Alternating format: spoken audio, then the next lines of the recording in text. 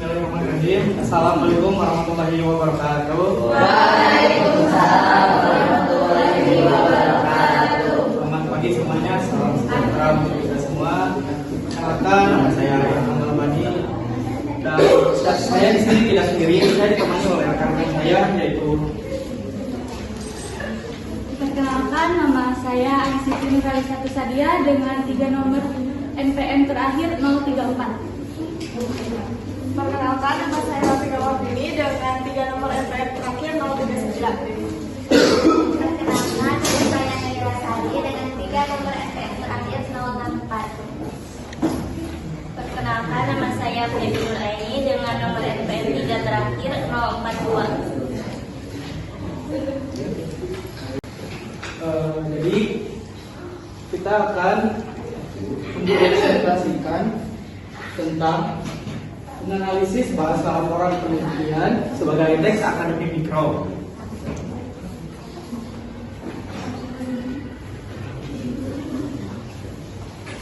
Dimulai dari latar belakang. Laporan penelitian merupakan kewajiban di perguruan tinggi baik bagi mahasiswa S1, S2 maupun S3 sebagai syarat kelulusan maupun bagi dosen akademis dan guru dalam rangka mengembangkan karir serta profesionalisme berkelanjutan. Selain itu, penyusunan rancangan laporan berdasarkan identifikasi masalah menjadi langkah penting bagi penelitian dapat menjawab pertanyaan secara tepat serta memenuhi syarat standar akademik. Ini adalah rumusan masalah yang ada di presentasi kali ini. Yang pertama, pengertian laporan penelitian. Kedua, fungsi laporan penelitian. Ketiga, struktur laporan penelitian. Dan terakhir, bahasa laporan penelitian. Pengertian laporan penelitian ini akan dijelaskan oleh rekan saya.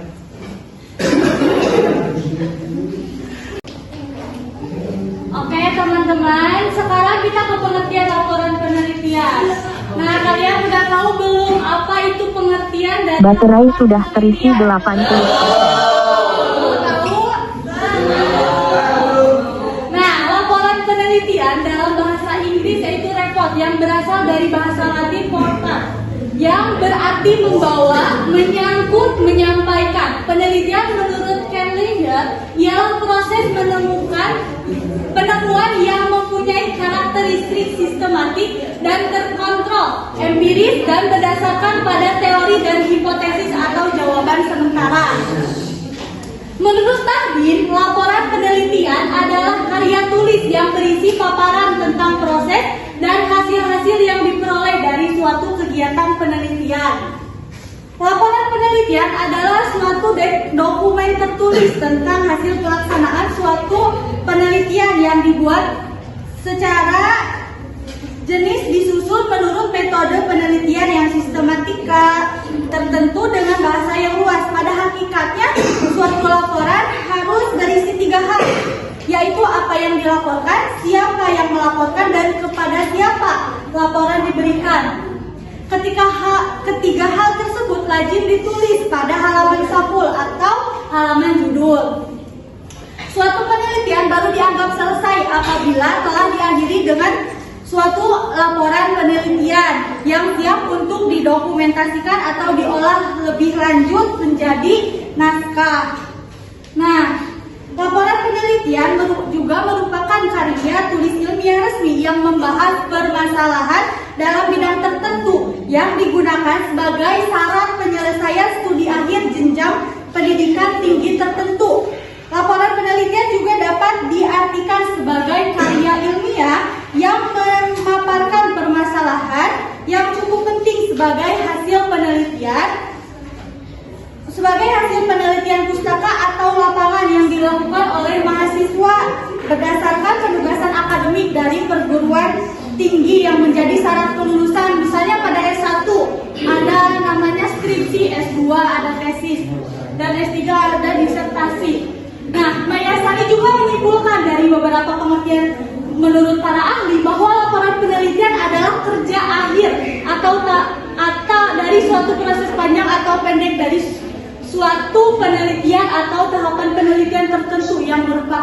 deskripsi sementara ataupun terakhir yang disusun secara sistematis, objektif, ilmiah, dan dilaksanakan tepat pada waktunya. Laporan penelitian menjadi semakin penting setelah dijadikan peninggalan tertulis dari suatu penelitian yang telah dilaksanakan. Oke, mungkin sekian. Terima kasih. Baik, terima kasih kepada rekan saya yang telah menjelaskan apa itu pengertian laporan penelitian. Selanjutnya, fungsi laporan penelitian yang akan disampaikan oleh rekan saya yaitu Rafika. Dipersilakan. Oke, terima kasih kepada moderator yang telah mempersilahkan saya untuk menjelaskan tentang fungsi laporan penelitian.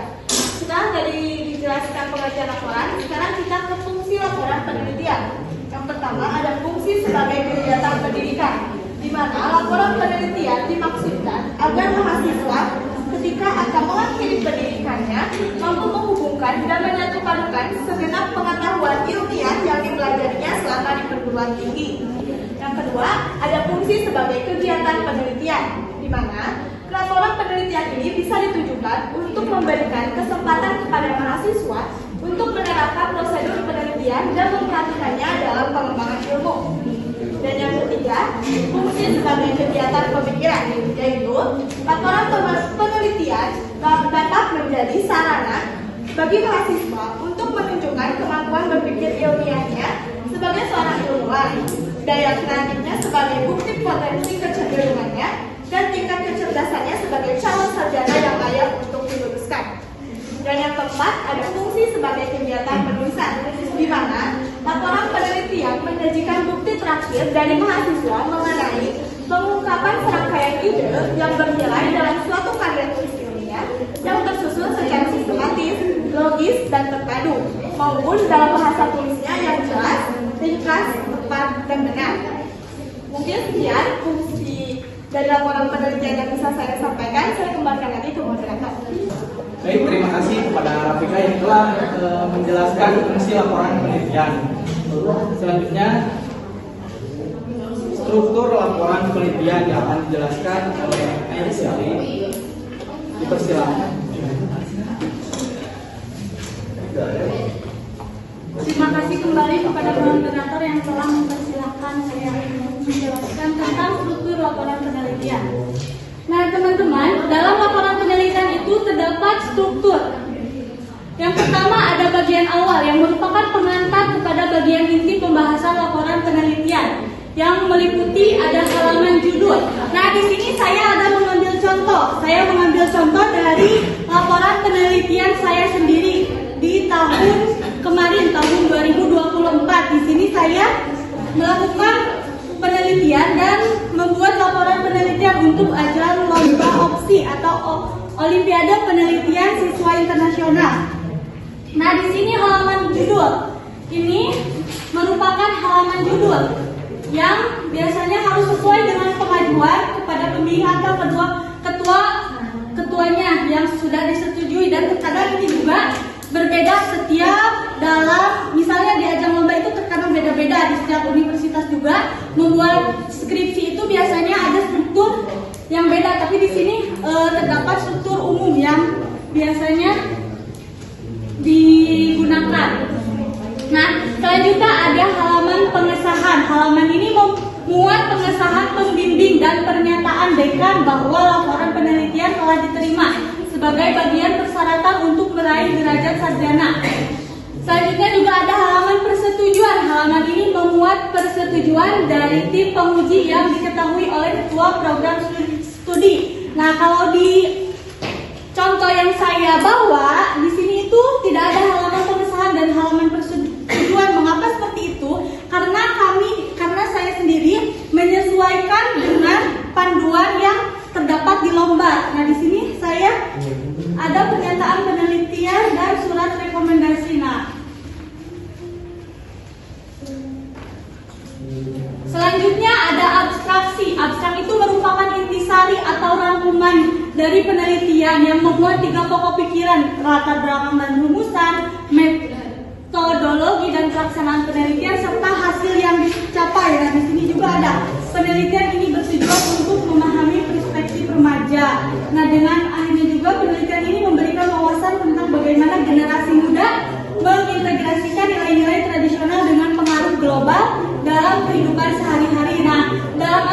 pasti juga suka terdapat kata kunci, yaitu kata kunci dari penelitian ini. Misalnya kata kunci dari penelitian saya adalah kecantikan, kesantunan agar Sunda dan remaja perempuan. Selanjutnya juga ada kata pengantar. Kata pengantar dapat diisi dengan tujuan penulisan laporan, pengalaman pelaksanaan penelitian, kesan, kesulitan, dan dampaknya bagi penulis, ungkapan rasa syukur dan terima kasih kepada pihak-pihak yang berkontribusi pada penelitian, termasuk harapan penulis terhadap laporan atau tugas akhir yang diungkapkan pada bagian ini atau bagian kata pengantar. Nah, biasanya ini sebelum daftar isi ya di sini, tapi karena kembali lagi kami mengikuti prosedur yang ada di buku panduannya, jadi di sini tidak memakai. Selanjutnya ada daftar isi. Daftar isi itu merupakan panduan cepat pembaca untuk menemukan halaman per bagian-bagiannya. Nah, di sini juga daftar isi kan ada abstrak, daftar isi, bab satu pendahuluan ada di halaman berapa, latar belakang, tujuan pustaka dan lain sebagainya ada. Jadi kalau kita mau misalnya langsung mau membaca hasil pembahasan, bisa di sini langsung, oh ini ada di halaman 11, jadi langsung cari ini halaman 11 itu biar memudahkan kita mau membaca yang mana. Oke? Siap, terima kasih. Selanjutnya akan dilanjutkan oleh rekan saya, Naila. Baik, selanjutnya ada bagian yang kedua, yaitu bagian inti. Bagian inti ada yang pertama itu pendahuluan yang meliputi satu latar belakang. Latar belakang merupakan deskripsi persoalan-persoalan yang muncul dan dihadapi, kesenjangan antara keadaan nyata dan keadaan ideal yang diharapkan sehingga melahirkan inti masalah baru yang diselesaikan. Latar belakang juga memuat uraian makna penting alasan penelitian harus dilaksanakan. Contohnya dalam laporan penelitian ini ada pada paragraf 1, yaitu dalam alur kehidupan masyarakat Sunda, konsep gelis perempuan menjadi sebuah tolak ukur yang mendalam dalam menentukan standar kecantikan. Selanjutnya ada perumusan masalah. Perumusan masalah merupakan ungkapan pertanyaan yang menegaskan masalah yang menjadi fokus penelitian. Rumusan masalah tidak harus diungkapkan dalam kalimat tanya. Nah, di sini contohnya itu bagaimana pandangan dan tanggapan remaja perempuan Sunda terhadap standar kecantikan, khususnya dalam konsep gelis perempuan Sunda. Selanjutnya yang ketiga, tujuan penelitian. Bagian ini memuat hal-hal yang ingin dicapai setelah penelitian berakhir. Contohnya, tujuan ini mendalami dan menganalisis interpretasi remaja perempuan Sunda terhadap standar kecantikan, khususnya dalam konsep gelis perempuan Sunda. Yang keempat, ada ruang lingkup dan batasan masalah. Penegasan bagian masalah akan dipecahkan termasuk asumsi-asumsi yang digunakan. Yang kelima, ada manfaat penelitian. Manfaat penelitian adalah dampak yang diperoleh ketika tujuan tercapai. Contohnya pada laporan ini, yaitu studi ini mengeksplorasi perspektif dan reaksi remaja perempuan Sunda terhadap standar kecantikan yang bertujuan untuk memperkaya teori kecantikan lokal. Selanjutnya ada bagian B, yaitu kajian teori. Kajian teori atau sering disebut dengan landasan teori atau tinjauan pustaka memuat hasil-hasil penelitian sejenis terdahulu yang menginspirasi atau melandasi pelaksanaan penelitian ini, dan juga mengulas landasan teoretik yang berhubungan dengan penelitian yang akan dilakukan. Perlu ditekankan bahwa bagian ini bukan hanya menampilkan definisi-definisi, tetapi juga diskusi tentang apa yang menjadi tinjauan. Contohnya itu teori semiotika Roland tentang denotasi dan konotasi. Lalu kajian mengenai periode remaja menurut Rudolf, yaitu remaja awal, madya, dan akhir. Yang poin C, yaitu metodologi penelitian. Bagian ini menguraikan langkah-langkah penyelesaian masalah. Langkah-langkah ini harus disesuaikan dengan fokus permasalahan penelitian. Yang poin D, yaitu pembahasan hasil penelitian dan diskusi. Bagian ini menyajikan hasil-hasil yang diperoleh dan cara pencapaiannya. Uraian harus komprehensif namun tetap ringkas dan padu. Pembahasan hasil penelitian meliputi kelebihan dan kekurangan serta pengujian. Contohnya itu yang pengaruh nilai adat Sunda terhadap konsep kecantikan modern. Terjadi ketegangan antara standar kecantikan modern dan tradisional, namun remaja cenderung menggabungkan keduanya. Lalu yang poin E adalah penutup yang terdiri atas kesimpulan. Kesimpulan merupakan rangkuman hasil yang dicapai atau merupakan jawaban atas rumusan masalah. Nah, kesimpulan yang saya ambil dari laporan penelitian ini yaitu nilai-nilai kesatuan dan adat Sunda seperti Somea Hadek Kasema berperan sebagai signifikan dalam membentuk pandangan remaja perempuan terhadap kecantikan. Lalu selanjutnya ada saran. Bagian ini menguraikan saran-saran yang perlu diperhatikan berdasarkan keterbatasan yang ditemukan dan asumsi yang dibuat, termasuk saran untuk mengembangkan lebih lanjut. Lalu yang ketiga ada bagian akhir yang meliputi pertama ada daftar pustaka. Daftar pustaka memuat semua sumber pustaka yang dijadikan acuan dalam naskah. Semua acuan yang dinyatakan dalam naskah harus dicantumkan di daftar acuan, dan sumber-sumber pustaka yang dinyatakan dalam daftar acuan harus diacu dalam naskah. Daftar acuan diurutkan sebagai alfabetis mulai dari A sampai dengan Z, serta menggunakan format penulisan apa style atau Harvard style. Nah, yang digunakan pada laporan penelitian ini yaitu menggunakan apa style. Yang terakhir ada lampiran, keterangan tambahan yang mendukung penjelasan atau uraian dalam naskah. Sekian dari saya kembalikan kepada moderator. Baik, terima kasih kepada rekan saya Naila yang telah menjelaskan struktur apa saja yang disediakan pada laporan penelitian. Selanjutnya bahasa laporan penelitian yang akan dijelaskan oleh rekan saya Feby. Dipersilakan. Terima kasih kepada moderator yang telah mempersilahkan saya untuk memaparkan materi tentang bahasa laporan penelitian. Menulis laporan penelitian adalah kewajiban bagi mahasiswa, dosen maupun peneliti. Bahasa laporan penelitian merupakan sarana penting untuk menyampaikan hasil penelitian kepada pembaca. Bahasa yang digunakan harus baik, benar, dan baku sesuai kaidah bahasa Indonesia. Mengapa demikian? Karena laporan penelitian adalah karya ilmiah yang bersifat akademis, sehingga membutuhkan bahasa yang formal dan objektif. Bahasa ilmiah sendiri adalah bahasa yang digunakan untuk mengkomunikasikan hasil kegiatan ilmiah. Dalam laporan penelitian ada 8 hal yang menjadi ciri khas dari ragam bahasa ilmiah.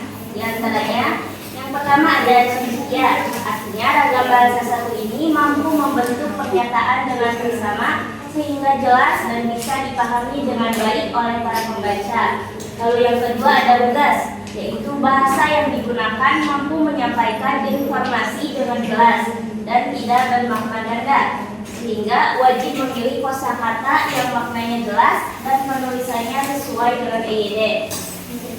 Lalu yang ketiga yaitu jelas, artinya pemilihan kata atau penyusunan kalimat harus memiliki makna yang jelas dan hubungan antara gagasan yang satu dengan yang lain juga harus jelas. Lalu yang keempat ada formal. Disinilah alasan kenapa karya tulis ilmiah selalu terasa membosankan, karena memang disusun dengan kata baku dan dibuat formal. Ragam kalimat juga berbentuk pasif. Selanjutnya yaitu objektif, artinya setiap ragam kata atau pilihan kata yang digunakan bersifat objektif, bukan subjektif. Setiap kalimat yang disusun wajib memiliki landasan yang jelas, artinya semua informasi harus memiliki sumber yang jelas. Lalu yang keenam ada konsisten, artinya setiap unsur bahasa, tanda baca, dan istilah sekali digunakan sesuai dengan kaidah, maka untuk selanjutnya digunakan secara konsisten. Lalu yang ketujuh yaitu bertolak dari gagasan, artinya pemilihan kata dan penyusunan kalimat dalam karya tulis ilmiah adalah berorientasi pada gagasan, sehingga fokus utamanya adalah bagaimana menjelaskan gagasan dengan efektif. Lalu yang kedelapan ada ringkas dan padat, artinya kata di dalam kalimat memang disusun dengan efisien, sehingga tidak ada pemborosan kata agar gagasan yang ingin disampaikan dipahami pembaca dengan baik. Sekian dari saya kembalikan kepada moderator.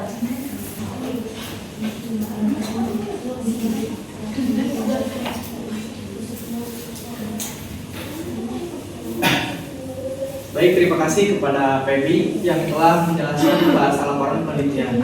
Selanjutnya kesimpulan pada materi hari presentasi hari ini. Laporan penelitian adalah karya ilmiah penting dalam dunia akademik yang berfungsi sebagai sarana pendidikan, penelitian, dan penulisan ilmiah.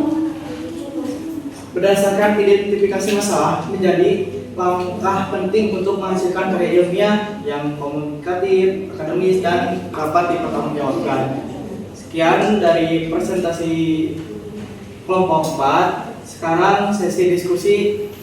Bentar. Siapa yang mau bertanya? Dua ya? Dua saja. Ulang. 1, 2, 3. Iya, Abi. Yes.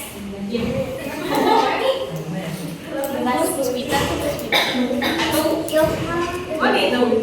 Anu can pernah nama. Kalau di Indonesia. Puspita. Puspita.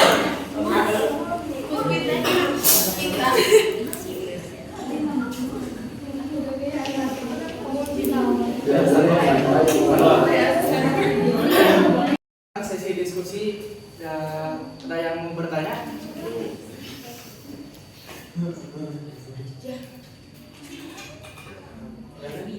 Dewi sama Sanwa.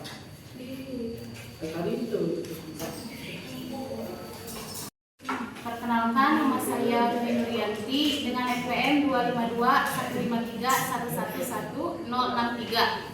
Di sini saya akan bertanya, kan tadi di daftar pustaka ada membahas menggunakan format APA style. Nah, saya akan bertanya bagaimana cara menuliskan daftar pustaka dengan format APA style dengan benar, dan kalau boleh dengan tutorialnya. Terima kasih. Perkenalkan, nama saya Sama Mujahidah dengan nomor NPM 252153111053. Saya mau bertanya, kan dalam fungsi penelitian itu penjelasan penelitian atau laporan penelitian itu harus singkat dan tepat.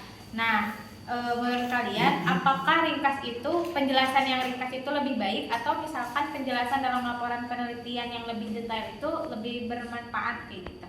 Terima kasih. Oke, teman-teman, izin saya menjawab pertanyaan yang pertama, pertanyaan dari Wiwin, yang intinya adalah menanyakan tutorial membuat daftar pustaka.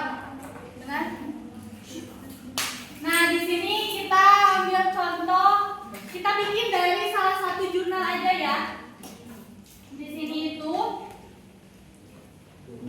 judulnya analisis pemakaian bahasa Indonesia pada laporan penelitian dosen di lingkungan Universitas Pendidikan Ganesha. Nah, biasanya kalau kita membuat makalah atau materi ataupun proposal penelitian, laporan penelitian pun kita terkadang mengambil dari beberapa sumber referensi. Nah, salah satunya juga dari artikel jurnal. Nah, di sini saya akan memakai contoh artikel jurnal ya, teman-teman. Nah, kita ambil saja satu kalimat. Kita ambil dikit aja ya, kita salin. Nah,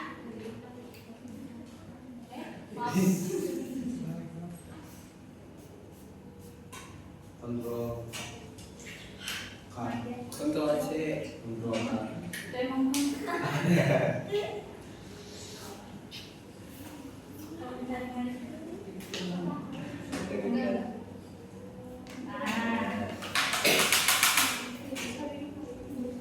Nah, biasanya kan kita mengambil dari jurnal, tapi sebenarnya kalau untuk proposal itu atau laporan itu kita nggak boleh langsung gini ya. disalin langsung diciplak, gak boleh, itu jadinya plagiarisme. Nah kita itu biasanya harus diparafrase terlebih dahulu biar itu kalimatnya gak akan gak kopas banget gitu. Nah tapi di sini karena kita cari cepatnya aja, kita langsung salin aja. Nah terus kita mau sitasi. Pertama itu sebelum bikin rapus kita itu melakukan sitasi terlebih dahulu dari per paragraf atau apapun per kalimat yang kita ambil dari sumber tersebut. Nah caranya itu kita ke reference. Ini ada, boleh dibaca seorang? Citations and bibliographies. Nah ya, nah di sini itu udah stylenya apa? Apa?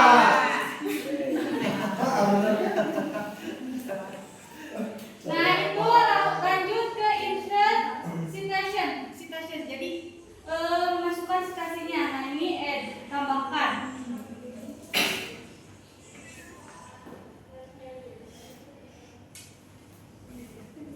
Nah yang pertama itu pilih tipe sumber kita tuh dari mana, bisa dari buku. Nah kan kita jurnal artikel, jadi pilih ini jurnal artikel. Tulisan author itu yang menulisnya. Nah di sini itu I Nengah Suwandi, berarti lasnya itu nama terakhirnya adalah Suwandi. Terus nama pertamanya I, ini Bali ya. Ini tengah, nama tengahnya adalah ini hanya satu ya, jadi udah langsung oke. Title itu berarti judul. Nah biasanya kalau dari laporan penelitian, proposal penelitian itu di dalam daftar pustaka itu nanti gak bisa begini, gak bisa kapital semua, tapi huruf depannya aja.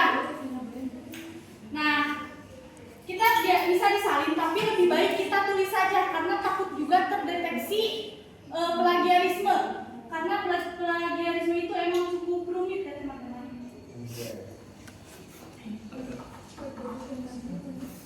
Analisis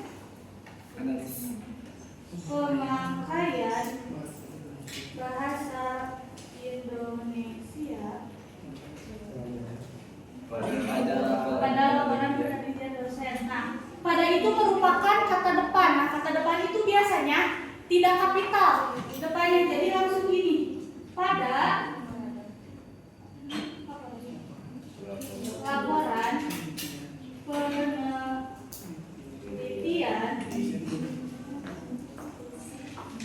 dosen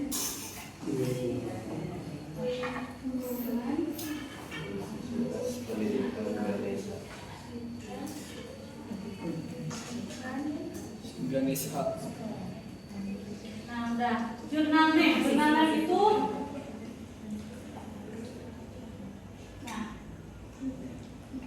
ini jurnalnya, ada jurnal pendidikan Indonesia. Banyak juga, misalnya ada jurnal kesehatan masyarakat.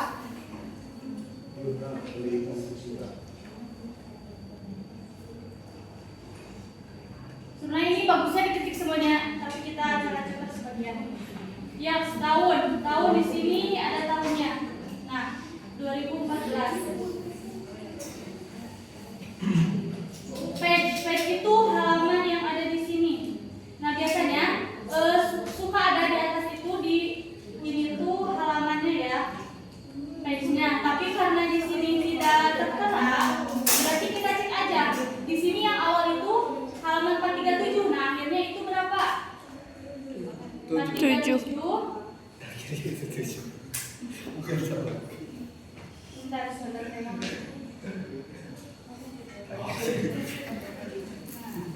437 sampai 445. 437 sampai 445. Nah, ini juga suka ada example, berarti contohnya bisa ikuti juga ya. Oke. Nah, jadi ada citasinya. Udah muncul citasinya. Lanjut, kalau bikin dapusnya gimana? Nah, ini bibliografi. Ini bisa, tapi aku suka pakai yang ini. Nah, jadi gini kan sesuai formatnya. Nah, itu bisa, itu diganti aja di HP.